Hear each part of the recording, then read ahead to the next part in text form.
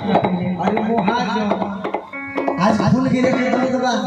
ये गोली लागल हो जब दर्द रही तो गोली ना लगे। अच्छा अब भाई नक्की से खून बहुत तो का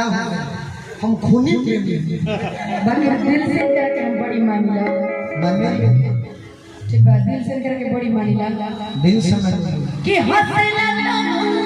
हमर ना ना ना जाके जाए दिल से माने लो देखो बात बता बोलो कि दिल में बसा के अरे दीवाना बना के काम कोई बारू होते हे हरा कि कहरा अरे हे दिल के दुकान में समझ नहीं खपना हे कहरा दिल के दुकान में हे दिल मेरी बसाने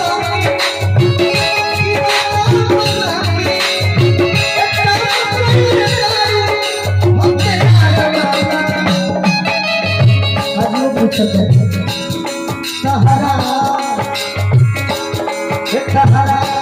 दिल के दुकान में समाना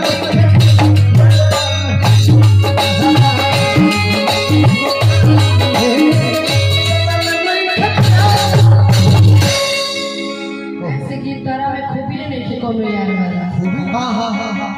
अरे खिला बात माया के बचान हो असली भगवान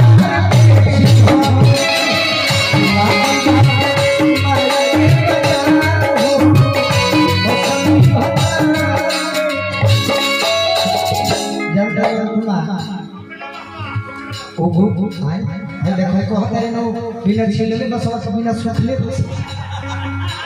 ये कन्हाई जो है लाका और छिलले बस लगाइले